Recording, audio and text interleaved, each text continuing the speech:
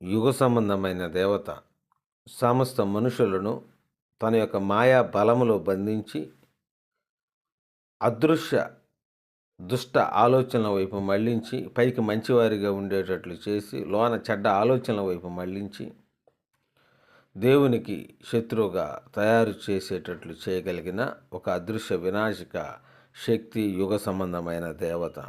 ఎఫెసీయులకు రాసిన పత్రిక 6వ అధ్యాయం 16వ వచనం ధ్యానిద్దాం. ఇవన్నీ గాక విశ్వాసమును డాలు పట్టుకొనుడి, దానితో మీరు దుష్టుని అగ్ని బాణములన్నిటినీ ఆర్పుటకు శక్తిమంతులవుదురు. కాబట్టి విశ్వాసం అనే డాల్ అన్నాడు.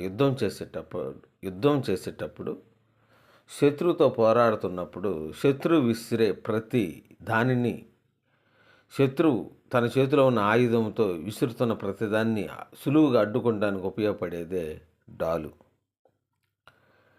కాబట్టి ఏమంటున్నాడంటే, విశ్వాసమును డాలు పట్టుకొనుడి, దానితో మీరు దుష్టుని అగ్ని బాణములన్నిటినీ ఆర్పుటకు శక్తిమంతులవుదురు. కాబట్టి విశ్వాసం ఉండాలి దేవుని మీద. ఏంటి ఆ విశ్వాసం అంటే, నిన్ను నువ్వు క్రీస్తు స్వరూపంగా మార్చుకోవటమే నిజమైన విశ్వాసం.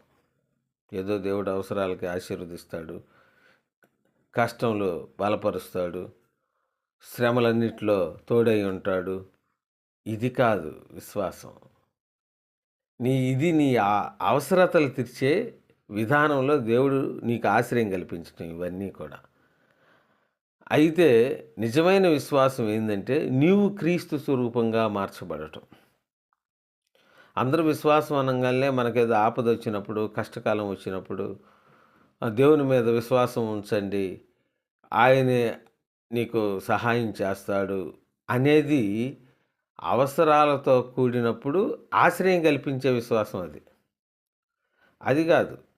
నిజమైన విశ్వాసం ఏంటంటే, నిన్ను నువ్వు క్రీస్తుకు ప్రతిష్ఠించుకోవటం, నిన్ను నువ్వు క్రీస్తు స్వరూపంగా మార్చుకోవటం, క్రీస్తు ఉద్దేశాలన్నిటినీ నీ జీవితంలో నెరవేర్చడానికి నువ్వు ప్రయత్నించటం, ఇవన్నీ కూడా విశ్వాసంలో ప్రధానమైన భాగాలని తెలుసుకోవాలి. అందుకే విశ్వాసమును డాలు పట్టుకొనుడి, దానితో మీరు దుష్టుని అగ్నిబాణములన్నిటినీ, దుష్టుడి యొక్క అగ్నిబాణాలు ఎలా ఉంటాయి? కంటికి కనిపించవు. కాబట్టి కంటికి కనిపించని దుష్టుని అగ్నిబాణాలను ఆర్పటానికి నిన్ను నువ్వు విశ్వాసంలో క్రీస్తు స్వరూపంగా మార్చుకోవటం. క్రీస్తు స్వరూపంగా మార్చుకుంటున్నావంటే ఆజ్ఞలను పాటిస్తున్నావు. దేవుడు ఏదైతే చెప్పాడో ఆ దేవుణ్ణి పూర్ణ హృదయంతో విశ్వసించి దేవుని యొక్క చిత్తాన్ని మన యొక్క జీవితంలో నెరవేర్చటం, మన యొక్క అడుగుజాడలన్నిటిలో దేవునికి మొదటి ప్రాధాన్యత ఇవ్వటం, మనం జీవితంలో ఆయన యొక్క స్వరూపంగా మార్చుకోవటానికి ప్రయత్నం చేస్తూ అందులో విజయవంతంగా ముందుకు వెళ్ళటం, ఇవన్నీ విశ్వాసంలో ప్రధానమైన భాగాలు. అంతేకాకుండా తాత్కాలికంగా ఏదో కష్టాలు, ఆపదలు, నిందలు, వీటన్నిటిలో నుంచి నువ్వు చూపే విశ్వాసము అది పునాది బలహీనంగా ఉంటుంది. మన యొక్క ఆపదల్లో, శ్రమలో, వేదనలో మనం తాత్కాలికంగా వాటన్నిటి నుంచి ఉపశమనం పొందటానికి మనం చూపే విశ్వాసం వెనక బలం ఉండదు, బలహీనత ఉంటుంది. కానీ నువ్వెవరో తెలుసుకొని, నువ్వు ఈ లోకానికి ఎందుకు వచ్చావో తెలుసుకొని, ఈ లోకంలో సుఖదుఖాలు దేవుడు జతపరచబడి ఉంటాయి.